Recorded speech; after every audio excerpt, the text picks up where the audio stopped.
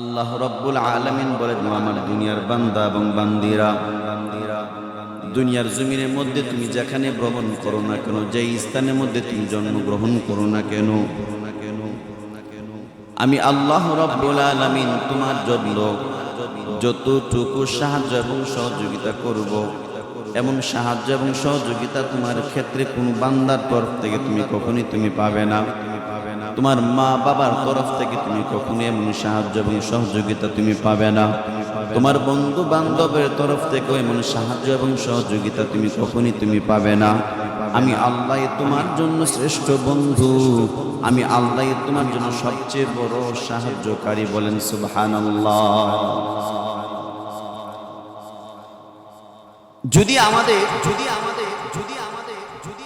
মা বাপ, আমরা যখন আমাদের ছোট্টকালে চলাফেরা করতাম, যদি কোনো করে মনে করেন একবার দুইবার তিনবার মার কথা কোনো কথা না শুনছি, তখনই আমাদের মা তিনি আদবের জন্যই, ভালোর জন্যই বেত নিতেন, বেত নিয়ে আমাদেরকে শাসন করে, হয়তো বা আপনাদেরও করছে। ঠিক একবার দুইবার, তুই আজকে তোর তিনটা কথা কইলাম, একটা কথা তুই শুনলি না, এমনি আপনি আবার চিন্তা করেন, তিনবার মার হুকুম দিছে, তিনবার সন্তান পালন করে নাই, মা আবার পিটানি দিছে। যেই লোকটা ফজর নামাজ পড়ে নাই, সে আল্লাহর হুকুমটা একবার সে অমান্য করেছে। যে জোহর নামাজ পড়ে নাই, সে আল্লাহর হুকুমটা দ্বিতীয়বার অমান্য করেছে। যে আসর পড়ে নাই, সে তৃতীয়বারের মতো আল্লাহর হুকুমটাকে অমান্য করেছে।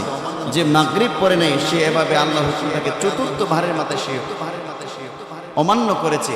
যে আয়েশা পড়ে নাই, সে পঞ্চমবারের মতন আল্লাহ হুকুমটাকে সে বৃদ্ধাঙ্গুলি দেখাইল। যে এর পরের দিন ফজর পড়ে নাই, সেই ৬ নম্বর আল্লাহ হুকুমটাকে সে অমান্য করেছে।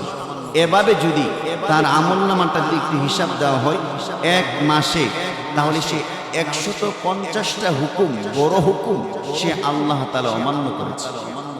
মানেই নেই আল্লাহর হুকুমকে সে বৃদ্ধাঙ্গুলি দেখিয়েছে। এরপরও তো আমার আল্লাহ তাআলা এতটাই তিনি দয়ার আদার, ইচ্ছে করলে তো দুইজন ফেরেশতা পাঠাইতে পারতো যে লোহার বেত নিয়ে যা, যেই বান্দা আজকে ফজর না পড়ে ঘুমাই আছে, তার পাছা বরাবরই দুইটা ইচ্ছা মতে বাড়ি দিয়া পরে তার ঘুম থেকে তুলবি। এটা আল্লাহ পারতো কি পারতো না?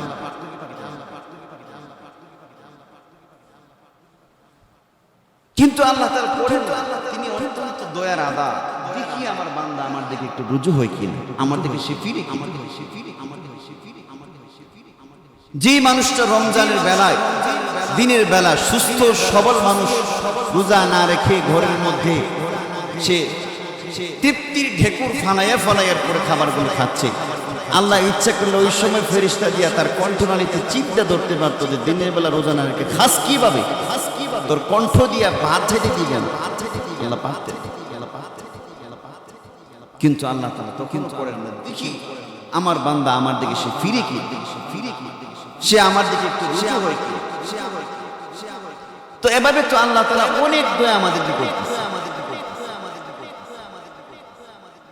যে মানুষটা বছরের পর বছর সিগারেট খাইতে খাইতে খাইতে খাইতে মুখ দুর্গন্ধময় হয়ে গেছে, জামা কাপড়গুলো দুর্গন্ধময় হয়ে গেছে, তার কলিজাটা মনে হয় পইচা গেছে, ফুসফুস লাংস মনে হয় বাদ হয়ে গেছে, এরপরেও তো আল্লাহ তাআলা তাকে ইচ্ছা করলে প্রথম ২-১ দিন পরেই কিন্তু ইচ্ছা করলে তাকে ধরতে পারতো যে কি খাস তুই, ইডা খাইস না, দেহটাকে তুই নষ্ট করিস না।